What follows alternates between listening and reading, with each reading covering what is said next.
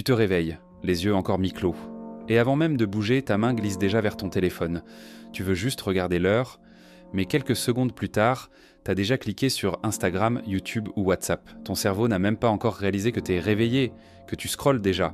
Et là, tu te dis, c'est rien, juste 5 minutes. Mais ces 5 minutes changent tout. Parce qu'au réveil, ton cerveau est dans un état unique, ultra réceptif, ultra influençable. Et ce que tu fais à ce moment-là va impacter toute ta journée. Quand tu ouvres ton téléphone, dès le réveil, t'actives le mode réactif. Tu réagis à ce qui t'arrive, des messages, des notifs, des contenus que tu n'as pas sollicités. Et ton cerveau capte le message implicite. Je commence ma journée en répondant aux autres, pas en prenant le lead. Ce qui est grave, c'est que ce mode réactif n'est pas ponctuel. Une fois enclenché, il peut le rester actif pendant des heures. Tu vas ensuite passer ta matinée à suivre ce que le monde t'envoie au lieu d'initier ce que toi tu veux faire. Résultat ? Tu cours après ta journée au lieu de la construire. Tu passes d'un truc à l'autre, mais sans intention claire. Et à la fin, t'as cette impression d'avoir été occupé, sans vraiment avancer. Ton téléphone, c'est un distributeur de dopamine de luxe. Tu reçois une notif, boum, une vidéo marrante, boum, un like, encore un coup.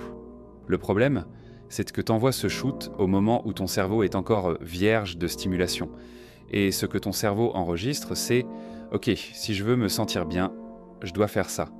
Tu crées une norme de stimulation.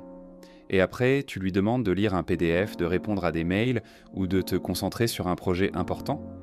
Impossible, tout te paraît fade, vide, ennuyant.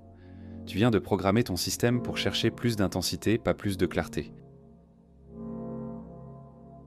Les scientifiques appellent ça la prime cognitive du matin. C'est le moment où ton cerveau est naturellement le plus alerte, le plus concentré, le plus créatif. En général, ça dure 3 à 4 heures après le réveil. C'est là que tu devrais écrire, réfléchir, planifier, pas scroller passivement dans ton lit. Et pourtant, chaque matin, tu échanges cette période en or, contre des mèmes, des stories ou des dramas. Et après, tu demandes ensuite à ton cerveau d'être productif. C'est comme si tu brûlais ton carburant avant même de démarrer la voiture. Le plus vicieux, c'est que tu t'en rends même pas compte. Tu crois juste que t'es lent, dispersé, peu motivé, alors qu'en réalité, t'as gâché ton pic naturel de performance.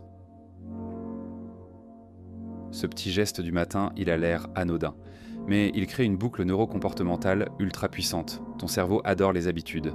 Dès qu'un truc se répète, il le transforme en réflexe. Et chaque matin où tu checkes ton tel en premier, il l'enregistre comme démarrage de la journée. Tu vois pas le danger tout de suite, mais dans quelques semaines ou mois, t'es dépendant. Pas à ton tel en général, à ce moment précis. Et même quand t'as envie de changer, ton cerveau te pousse à répéter ce schéma. C'est pour ça que t'as l'impression que c'est plus fort que toi. En fait, c'est juste un circuit qui a été renforcé par répétition. T'as pas besoin de tout révolutionner, pas besoin de faire une retraite numérique au Tibet. Mais essaie de ça. Ne touche pas à ton téléphone pendant les 30 premières minutes. Lève-toi, fais ton lit, bois de l'eau, étire-toi, écris une idée, une intention ou un objectif. Offre-toi un moment où tu décides ce que tu veux faire. Ce simple switch suffit à changer ton état d'esprit. T'es plus un récepteur, mais un acteur. Et ça change littéralement la façon dont ton cerveau va fonctionner pour les heures qui suivent.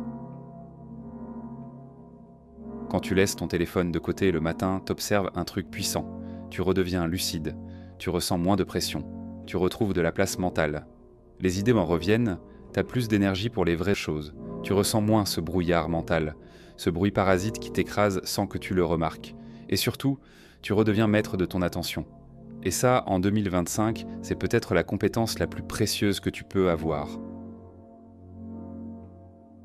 Checker ton tel au réveil, ça a l'air anodin.